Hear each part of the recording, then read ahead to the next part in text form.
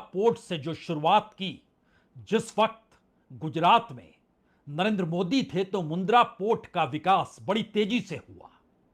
हर सुविधाएं, इंफ्रास्ट्रक्चर से लेकर बाकी तमाम सुविधाएं मुंद्रा पोर्ट को मिलती चली गई और वह एक झटके में इतना बड़ा, व्यापक और प्रसिद्ध हो गया कि हर कोई जानने लगा कि दरअसल मुंद्रा पोर्ट का मतलब अडानी है।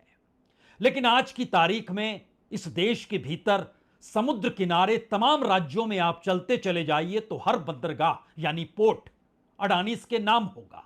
वो महाराष्ट्र हो सकता है, वो गुजरात हो सकता है, वो तमिलनाडु हो सकता है, वह आंध्र प्रदेश हो सकता है, वह उड़ीसा हो सकता है, वो बंगाल हो सकता है। देश के 15 पोर्ट और ऐसी जेट टर्मिनल्स इस वक्त अडानीज ग्रुप के पास है और तकरीबन 3 लाख करोड़ की इस कंपनी के मालिक के तौर पर, या कहें एग्जीक्यूटिव डायरेक्टर के तौर पर, या कहें चेयरमैन के तौर पर 24 घंटे पहले तक गौतम अडानी ही थे। लेकिन ऐसा क्या हो गया कि उन्होंने अपने चेयरमैनशिप को छोड़ दिया और कल शेयर बाजार में इसकी जानकारी यह कहकर दी कि दरअसल उनकी जो कंपनी है अडानी पोर्ट्स एंड एसईजेड, उसके एग्जीक्यूटिव डायरेक्टर पद को वो छोड़ रहे हैं और इस तिमाही में इस कंपनी ने बड़ा लाभ कमाया है। यह लाभ बरकरार रहे, एक ट्रांसपेरेंसी के साथ इस कंपनी का विकास हो, इसका जिक्र कंपनी की तरफ से बार बार उस बाजार में किया गया जहां हर कोई सोच रहा था कि आखिर क्यों चेयरमैनशिप छोड़ दी उस कंपनी की जिस कंपनी से पहचान ही अडानीज को मिली। सब कुछ इतना आसान नहीं है कह देना, क्योंकि यह दौर वाकई अनिश्चितताओं का दौर है और अंतर्राष्ट्रीय तौर पर जो अनिश्चितता दुनिया के बड़े बड़े देशों के सामने व्यापार को लेकर है, उससे कहीं ज्यादा बड़ी अनिश्चितता इस दौर में उन बड़े बड़े देशों के कॉरपोरेट के सामने खड़ी है। कॉरपोरेट की इकोनॉमी अगर किसी देश की इकोनॉमिक पॉलिसी में तब्दील होती हुई दिखाई दे, अगर उस देश के प्रधानमंत्री की तमाम यात्राओं में कॉरपोरेट की मौजूदगी और अपने मित्र कॉरपोरेटों के लिए खुली वकालत देश के अलग अलग देशों में हर कारोबार पर हक जताना और पाने की कोशिश में तब्दील हो चुका हो, दुनिया के बड़े बड़े बैंकों से लोन लेने में कोई मुश्किल हालात ना हो, तो आप कह सकते हैं कि भारत के प्रधानमंत्री के साथ कॉरपोरेट के रिश्ते और कॉरपोरेट के दुनिया के बाजार में अपनी नेटवर्थ को बढ़ाने के लिए अलग अलग हिस्सों में कारोबार को बढ़ाते चले जाना और उसमें प्रधानमंत्री की मुहर लगते चली जाना, यह कोई छुपा हुआ खेल नहीं है, सब कुछ खुला खेल है। लेकिन फिर ऐसा क्या हो गया कि जिस कंपनी के जरिए अडानीज ग्रुप ने इस देश के भीतर ही नहीं दुनिया भर में पहचान पाई, उस कंपनी के ही चेयरमैनशिप से इस्तीफा दे दिया। दरअसल पिछले दिनों, बहुत पुरानी बात नहीं है, पिछले दिनों का जिक्र कर रहे हैं, जब यानी पिछले महीने ही जब अमेरिका ने ईरान से तेल खरीदने वाली 6 कंपनियों पर प्रतिबंध लगा दिया सेकेंडरी सैंक्शन के तहत।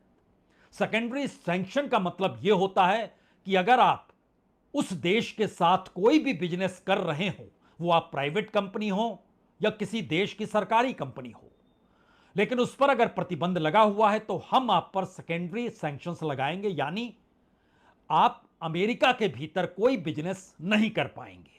जो बिजनेस आपका चल रहा है वो सीज कर लिया जाएगा, यानी उसके जरिए आवाजाही खत्म हो जाएगी।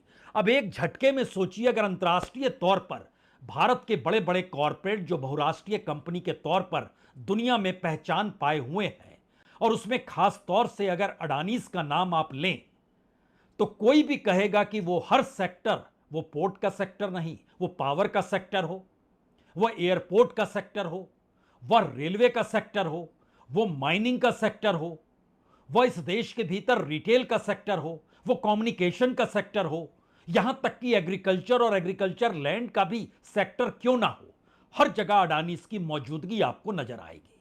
लेकिन यहां सवाल एकदम अलग है। सवाल यह है, क्या अमेरिका ने अब खुले संकेत, जब लड़ाई आमने सामने की खड़ी हो चुकी है और भारत ने भी अमेरिका को कटघरे में यह कहकर खड़े कर दिया है कि अगर हम रूस से तेल खरीदते हैं तो आप भी तो अपने न्यूक्लियर प्लांट के लिए जो रसायन लेते हैं, जो केमिकल्स लेते हैं, जो फर्टिलाइजर्स लेते हैं, वह भी आप रूस से क्यों खरीदते हैं? आपका पैसा भी तो उसी दिशा में जा रहा होगा जो भारत कच्चा तेल खरीदता है। और यह सवाल आज या कहें कल रात अमेरिकी राष्ट्रपति से पूछा भी गया। अमेरिकी राष्ट्रपति ने कहा नहीं मालूम है। उनकी बात सुने आप, उससे पहले एक बात और समझ लीजिए। अब यह लड़ाई टैरिफ वार से आगे निकल चुकी है, भौगोलिक तौर पर अर्थव्यवस्थाओं को डिगाने और खड़ा करने की है। नए संबंधों को बनाने की दिशा में अमेरिका और भारत आमने सामने खड़े हैं और इन सब के बीच भारत ने खुला संदेश अमेरिका को भी दे दिया है कि वह अपने हितों को त्याग नहीं करेगा या फिर अमेरिका के सामने दंडवत नहीं होगा। लेकिन इसका दूसरा मैसेज यह भी है कि अब अमेरिका ने भी संकेत दे दिए, वह कोई कंपनी हो, वो चाहे इस देश के प्रधानमंत्री के करीबी मित्र की ही कंपनी क्यों ना हो, कार्रवाई तो होगी। और कई केसेस ऐसे हैं जो अमेरिका में चल रहे हैं जिसका जिक्र वहां पर वॉल स्ट्रीट जर्नल ने किया है, अडानी ग्रुप ने उससे इनकार किया है। लेकिन उन तमाम केसों के बीच एक केस ईरान से वहां के तेल को टैंकरों के जरिए मुंद्रा पोर्ट तक लाना भी है और जिसकी सैटेलाइट तस्वीरों को भी वॉल स्ट्रीट जर्नल ने वहां छापा और वहां पर व्हाइट हाउस ने इसे गंभीरता से लिया। तो क्या अगला सवाल यह भी है कि क्या वाकई अब जिस तरीके से भारत की 6 कंपनियों पर सेकेंडरी सैंक्शन के तहत प्रतिबंध लगा, तो क्या उस दायरे में अब रिलायंस और अडानीज भी आ जाएंगे?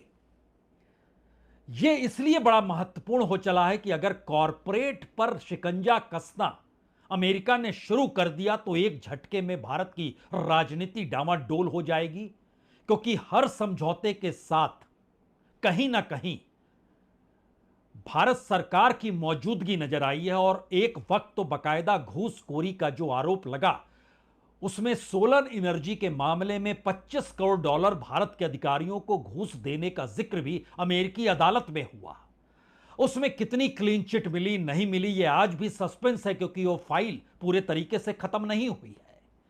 तो जरा इस सिलसिले को शुरू करने से पहले हमें लगता है कि एक संकेत इस देश में विपक्ष के नेता राहुल गांधी ने दिए, बात वहीं से आज शुरू करनी चाहिए।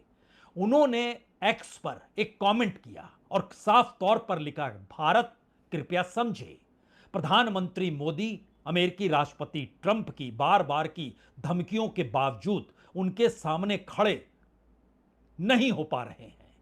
इसका कारण अडानी के खिलाफ चल रही अमेरिकी जांच है।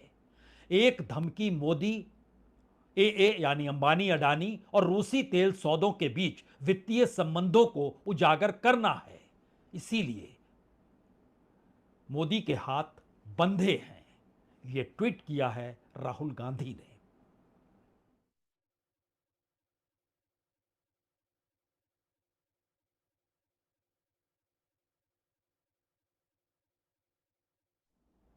दरअसल रूस से तेल खरीदना रिलायंस का और उसकी रिफाइनिंग के साथ उसको यूरोप के बाजार में ज्यादा कीमत पर बेचना, यह रूस और यूक्रेन युद्ध के भीतर की अनकही कहानी नहीं है। सब कुछ सबके सामने है। नियारा पर प्रतिबंध लगना, रिलायंस की दिशा में कदम को बढ़ाना और अब अडानी, उसमें भी गौतम अडानी का अपनी पहचान वाली कंपनी जो पहली कंपनी थी अडानी पोर्ट्स, उसी के चेयरमैनशिप से इस्तीफा दे देना।